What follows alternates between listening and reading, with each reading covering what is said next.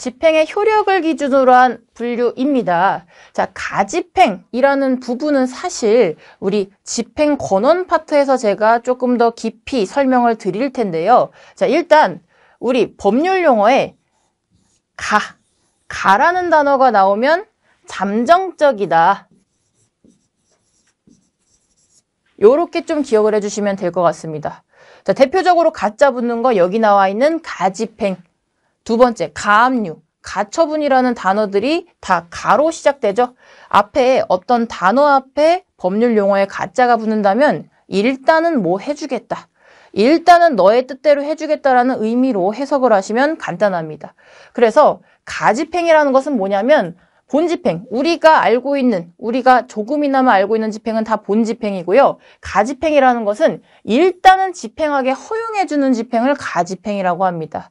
자, 이 부분은 집행권원 시간에 제가 자세히 설명을 드리겠지만 가집행, 일단은 너가 판결에서 이겼으니까 집행을 진행하긴 해주겠다.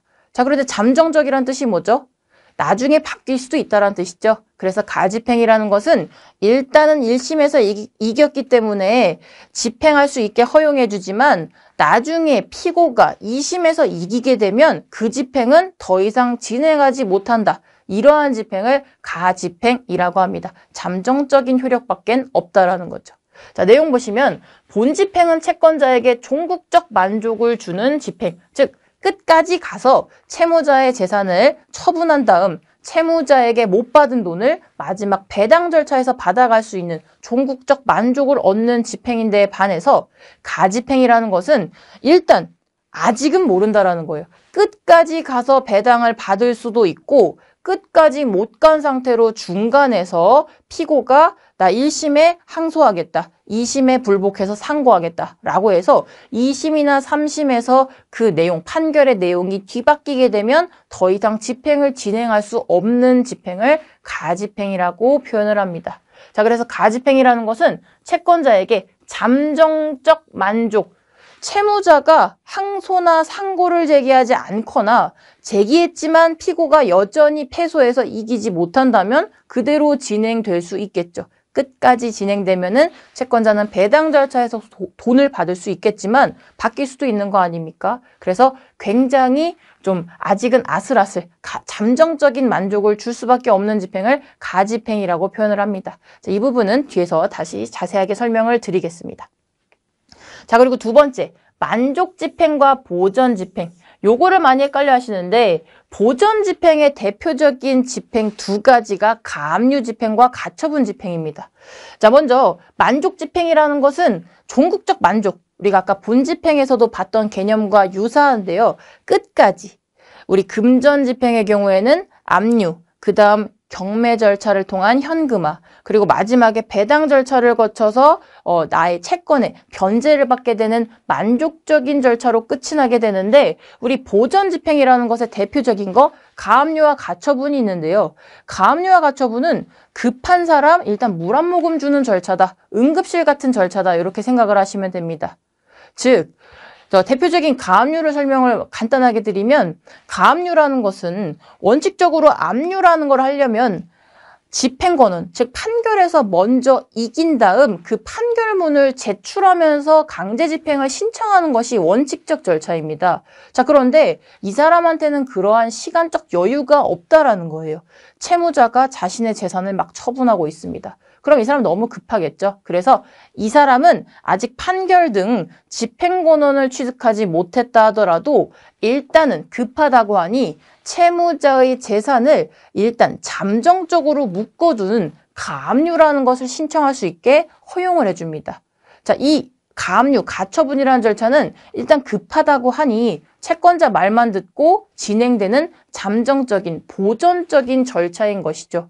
그래서 급하다고 하니까 먼저 재산만 묶어놓고 그 다음은 다시 원칙으로 돌아가서 판결받고 경매 절차 진행해서 배당을 받아야 된다라는 겁니다. 즉, 우리 응급실에 가면 거기서 쭉 응급실 베드에서 며칠이고 입원하고 이럴 수 없겠죠. 너무 급하니까 일단은 그 사람이 다친 부분만 어떻게 처리를 해주고 그 다음에 입원을 시켜주겠죠. 그런 절차라고 보시면 되고요. 보전 집행은 급한 사람 물 한 모금 주는 절차다. 이렇게 생각을 하시면 됩니다. 자, 내용 보시면 청구권을 강제로 실현하여 채권자에게 종국적 만족을 주는 집행을 만족집행, 채권자가 끝까지 가서 만족을 얻게 되는 집행이라 만족집행이라고 부르고요. 장래의 만족집행을 위하여 현상을 보전, 즉 채무자가 재산 다 빼돌리면 채권자가 판결받고 돌아와 봤을 때 채무자 재산이 아무것도 남지 않으면 강제집행을 밟을 수가 없겠죠. 자, 그럴 때는 일단은 그 현상을 보전, 채무자의 재산을 꽁꽁 묶어놓고 그 다음 싸우자라는 거죠. 그러한 보전을 먼저 하는 집행을 보전집행이라고 한다라는 겁니다. 얘도 앞에 가짜가 붙는 가압류, 가처분 등이 있는데요. 가처분, 가압류, 뭐 다툼의 대상에 대한 가처분, 앞에 가가 붙지 않습니까? 얘네들도 잠정적 효력밖엔 없겠죠. 앞에 가짜가 붙으니까 추후 가압류, 일단 채권자 말만 듣고 가압류가 진행됐다 하더라도 나중에 본안소송, 즉 집행권원을 얻기 위한 판결 과정에서 원고인 채권자가 지게 되면 그 가압류도 효력을 잃게 됩니다. 자, 그리고 마지막으로 이게 메인 DC라고 보시면 됩니다. 저희가 강의명 자체가 부동산 강제집행 실무 아닙니까? 그래서 민사집행을 나눌 때는 강제집행과 임의경매로 나뉜다라고 해도 과언이 아닙니다. 물론 앞에의 분류 기준으로도 나눌 수가 있겠지만 우리가 가장 나누는 기준으로 봤을 때 가장 자주 언급되는 기준이 바로 집행권원의 유무를 가지고 나누는 기준이다라고 보시면 됩니다. 우리가 보게 될 게 강제집행이고요. 임의경매는 별개이다라는 겁니다. 즉 민사집행이라는 것은 집행권원을 요하냐 요하지 않느냐에 따라서 강제집행과 임의경매로 나뉘게 됩니다. 제가 아까 집행권원이라는 것을 언뜻 간단하게 설명을 드렸었는데 집행권원이라는 것은 이겁니다. 너가 아무리 채권자고 너가 아무리 채무자라 하더라도 너네 둘만 오면 집행을 해줄 수가 없고 먼저 1차적으로 재판기관, 즉 집행기관이 아니라 판단을 해주는 법원에 가서 별도로 네가 채권자고 네가 채무자인 것을 판결받아 와라. 그 판결문이 대표적인 집행권원이고요. 강제집행의 경우에는 먼저 그러한 집행권원을 가지고 와야지 그 다음 절차인 집행을 해줍니다. 자, 반면에 임의경매라는 것은 집행권원을 요하지 않는 절차인데요. 임의경매 먼저 설명을 드리겠습니다. 임의경매는 담보권 실행 등을 위한 경매라고도 표현을 합니다. 즉 똑같은 상황에서 채권자가 채무자한테 돈을 빌려줬다 하더라도 그냥 돈을 빌려준 것이 아니라 내가 이럴 줄 알고 담보권을 설정해놨다라는 겁니다. 대표적인 담보권, 저당권 혹은 근저당권 이런 것들이 대표적인 담보권이죠. 자, 우리 민법에서는 이러한 담보권, 우리 대표적인 저당권,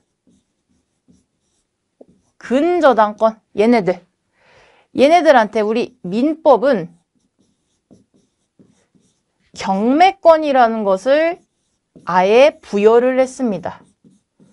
즉, 돈 빌려주면서 저당권 설정한 사람 있으면 집행권원 같은 거 필요 없고, 즉 판결받을 필요 없이 막바로 그 설정한 등기만 실행하면 된다라고 민법이 규정을 해놨다라는 거죠.